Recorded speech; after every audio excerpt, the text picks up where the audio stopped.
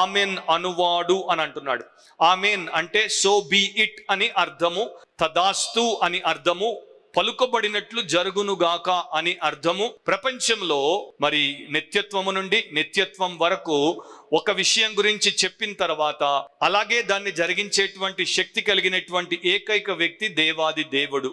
చేస్తాను అని చెప్పి చేయగలిగినటువంటి వాడు దేవాది దేవుడు. చాలా మంది చేస్తాము అంటారు, చేయలేరు. చేయకపోవడానికి ఎన్నో కారణాలు ఉండొచ్చు, కానీ చేసి చూపించగలిగినటువంటి వాడు, చెప్పిన దాన్ని చేసేటువంటి వాడు మాత్రం దేవుడు ఒక్కడే. ఆయన తప్ప ఆ శక్తి, ఆ సామర్థ్యం మరొకరికి లేదు. కనుక ఆమెన్ అనువాడు అంటే ఆయన ఎక్కడైనా సరే మాట ఇచ్చాడు అంటే అది ఆమెన్, అది ఖచ్చితంగా నిశ్చయముగా జరుగుతుంది. మనం ప్రార్థనలు చేసినప్పుడు అందుకనే చివర్లో ఆమెన్ అని పలుకుతాం. ఎందుకంటే మనం దేన్నైతే దేవుడి సన్నిధిలో దేవుడికి విన్నవించుకున్నామో, ఆయన దగ్గర వేడుకుంటున్నామో, అది ఖచ్చితంగా ఆయన ఆ ప్రకారమే చెయ్యాలని కాంక్షిస్తున్నట్లు మనం దేవుడితో ఒప్పుకొని ఆయన్ని వేడుకుంటున్నాం. యేసు ప్రభు యోహాను సువార్తలోనే అనేక సందర్భాల్లో, తెలుగు బైబిల్లో అయితే నిశ్చయముగా అని అంటాడు, ఇంగ్లీష్ బైబిల్స్ లో అయితే వెరీలీ వెరీలీ అంటాడు, ట్రూలీ ట్రూలీ అంటాడు, ఆమెన్ ఆమెన్ అంటాడు. అంటే ఆయన ఏదైనా గట్టిగా చెప్పినప్పుడు అది తిరుగు లేకుండా జరుగుతుంది, ఏ రకంగా కూడా దాన్ని ఎవ్వరూ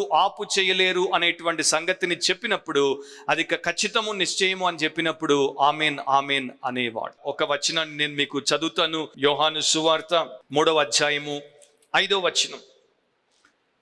యేసు ఇట్లనెను, ఒకడు నీటి మూలముగాను ఆత్మ మూలముగాను జన్మించితేనే గాని దేవుని రాజ్యములో ప్రవేశింపలేడని నీతో నిశ్చయముగా చెప్పుచున్నాను. అంటే రక్షణ మార్గం గురించి ప్రభు అయినటువంటి యేసు ప్రస్తావించినప్పుడు నిశ్చయముగా ఈ రకంగానే రక్షించబడుట అనేది జరుగుతుంది, మరో రకంగా జరగదు అని ప్రభు చెప్పేశాడు.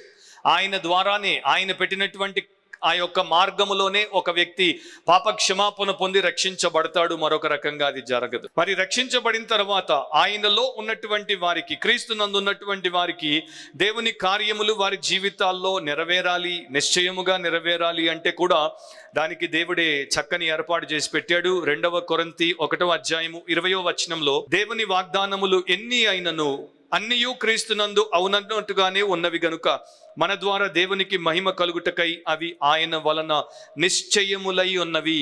2 అని ఉంది కింద ఫుట్ నోట్ లో మీరు చూస్తే ఆమెన్ అని ఉన్నవి.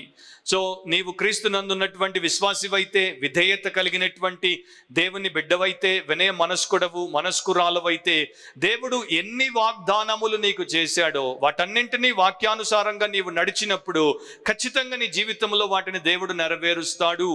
ఎందుకంటే దేవుడు దాని మీద ఆమెన్ అని పలికాడు.